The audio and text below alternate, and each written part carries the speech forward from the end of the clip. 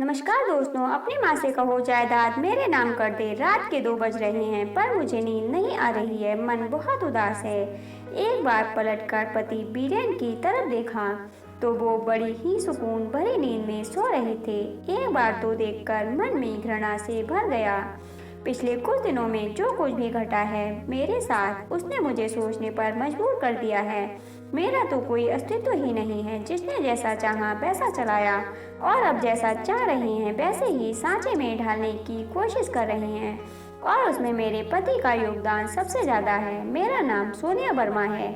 मैं अपने ससुराल में छोटी बहू हूँ। मेरे ससुराल में मेरी सास सरला जी, मेरे पति बीरेन और मैं और हमारा एक बेटा है। दरअसल अभी 1 महीने पहले मेरे पिता का आकस्मिक निधन हो गया। घर में माँ के अलावा कोई नहीं बचा। मैं अपने माता पिता की इकलौती संतान हूँ। मम्मी पापा बताते थे कि मेरे जन्म के 2 साल बाद एक बेटा हुआ था, पर वह 2 दिन से ज़्यादा जी नहीं पाया। इसे अपनी नियति मानकर उन्होंने मेरी परवरिश पर ही ध्यान दिया और दूसरे बच्चे की आस छोड़ दी। खैर, पिताजी की मृत्यु के बाद अब कई फैसले लेने थे। सबसे बड़ा फैसला कि माँ कहाँ रहेंगी, क्योंकि माँ अब बिल्कुल अकेली हो चुकी थी। इसलिए मैं उन्हें अकेला छोड़ना नहीं चाहती थी। लेकिन ससुराल में माँ को लाने को भी तैयार नहीं थी। कारण जब मेरे बेटे ने जन्म लिया था उस समय मेरी माँ यहाँ 1 महीने के लिए आई थी। मेरी सास और मेरे पति ने तो उन्हें नौकरानी ही समझ लिया था। बेचारी मेरी माँ सुबह से रात तक काम में ही लगी रहती थी, पर मजाल है कि दोनों माँ बेटे में से कोई उनकी मदद तो करा दे। लेकिन इस बारे में बीरेन को कोई चिंता नहीं थी, बल्कि वह तो दिन रात यही बातें करता था कि प्रॉपर्टी का क्या करना है, क्योंकि उसे अच्छे से पता था कि माँ ने पूरा फैसला मेरे ऊपर डाल दिया है। लेकिन मैं तो यह देखकर हैरान थी कि ससुराल में तो मुझे कभी निर्णय लेने नहीं दिया जाता था। आज मेरे मायके में भी मुझे फैसले लेने का हक नहीं था। बीरेन मुझे अपने हिसाब से चलाने की कोशिश कर रहे थे। इस 1 महीने में मुझसे कई बार कह चुके हैं कि अपनी माँ से कहो कि प्रॉपर्टी मेरे नाम कर दें, तो मैं उनकी जिम्मेदारी उठाने को तैयार हूँ। वैसे भी वह अब अकेली क्या कर लेंगी, किसी ना किसी सहारे की जरूरत तो पड़ेगी ही ना। पर मेरा मन नहीं मानता। जो इंसान अपनी बीवी के हाथ में खर्चे देने से पहले 10 बार सवाल जवाब करता है, 10 बातें सुनाता है, वो उसकी माँ की खर्चा कैसे उठा ले, ऐसा नहीं हो सकता। और दूसरी और ज़रूरी बात, उसकी माँ ने कौन सी अपनी प्रॉपर्टी उनके नाम कर दी, पर फिर भी खुशी खुशी उनका खर्चा तो उठा रहे हैं ना। तुम्हारे भैया भाभी तो बाहर रहते हैं, साल में 2-3 बार आते हैं, सारा खर्चा बीरेन ही तो उठाते हैं। तो ये इंसान मेरी माँ से सौदेबाजी क्यों करना चाहता है?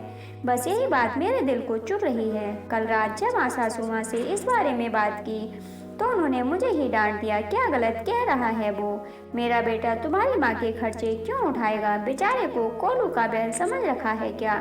पर माँ जी, जैसे आप हमारी जिम्मेदारी हो वैसे ही मेरी माँ भी तो हमारी जिम्मेदारी है ना।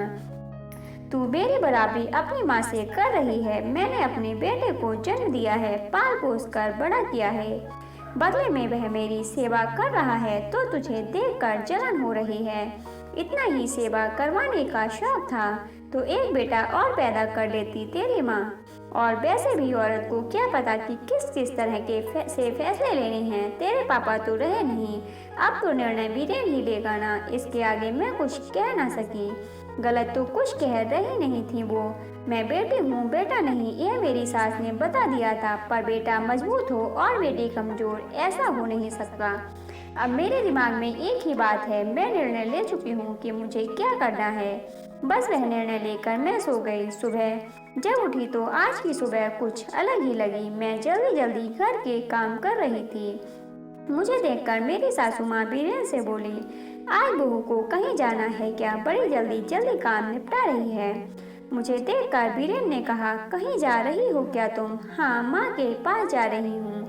क्यों, तुमने तो मुझसे पूछा भी नहीं। सोच रही हूँ कि वहाँ का घर बेच दूँ। बात सुनकर बीरेन के चेहरे पर चमक आ गई। इससे पहले कि बीरेन कुछ कहता, मैंने कहा, सोच रही हूँ कि वहाँ की प्रॉपर्टी बेचकर यहाँ माँ के नाम से एक छोटा सा मकान ले लूँ और बाकी पैसे माँ के नाम से अकाउंट में ट्रांसफ़र कर दूँ। माँ के खर्चों में काम आएंगे। माँ पास में रहेंगी तो मैं भी उन्हें आसानी से दिन में जाकर संभाल लूंगी। तुम्हारी इतनी हिम्मत कि तुम मेरे फैसले के ऊपर जाओ, देख रहा हूँ। बहुत ज्यादा बोलने लगी हो आजकल। मैं आपके फैसले के ऊपर कहाँ जा रही हूँ? मैंने कभी ससुराल में बीच में नहीं बोला, कभी किसी निर्णय में आपने मुझसे साथ में नहीं लिया, पर अब तो मेरे मायके से संबंधित फैसला लेना है और वह मैं ले सकती हूँ। मेरी माँ है, उन्होंने मुझे जन्म दिया है, तो उनके बारे में सोचने की जिम्मेदारी मेरी है ना। अगर मैं नहीं सोचूंगी तो लोग सौदेबाजी करने को तैयार हो जाएंगे और वो मुझे मंजूर नहीं। बहू, अपनी माँ के लिए तू हमसे लड़ने को तैयार है? अब की बार बीच में मेरी सास बोली। देखिए माँ जी, कल आप ही ने मुझे यह रास्ता बताया था। आपने कहा था ना कि मेरा बेटा है, वह तुम्हारी माँ की जिम्मेदारी क्यों उठाएगा। इसी तरह मैं अपनी माँ की बेटी हूँ। अगर मुझे रोका तो मैं आपकी जिम्मेदारी नहीं उठाऊंगी। आप अच्छी तरह से याद रखिएगा, आपका बेटा सिर्फ कमाता है, पर इस मकान को घर मैं बनाती हूँ। मेरी बात सुनकर दोनों में से किसी ने कुछ नहीं कहा। जानती हूँ नाराज हैं तो नाराज रहने दो। इनकी नाराजगी के चलते मेरी माँ को मुझे मोहताज थोड़ी ना करना है। बस फटाफट अपना काम निपटा कर मैं चल पड़ी थी अपने फैसले को अमल करने। क्यों लोग भूल जाते हैं, वो बहू के साथ साथ एक बेटी भी है। अगर उसके ऊपर सास और ससुराल की जिम्मेदारी है तो फिर जिसने उसको जन्म दिया उसकी जिम्मेदारी वो क्यों नहीं निभा सकती है। शादी के बाद तो हर लड़की को इतनी आज़ादी होनी चाहिए कि वो अपने माँ बाप के फर्ज को भी पूरा कर सके, और उसको पूरा करने में अगर आप उसका साथ नहीं दे सकते तो उसको रोकने का भी अधिकार आपको नहीं। दोस्तों, इस कहानी के बारे में अपनी राय कमेंट बॉक्स में जरूर बताइएगा। कहानी अच्छी लगी हो तो लाइक और शेयर कीजिएगा। ऐसी ही अन्य कहानियों को सुनने के लिए चैनल को सब्सक्राइब कर लीजिएगा। धन्यवाद दोस्तों।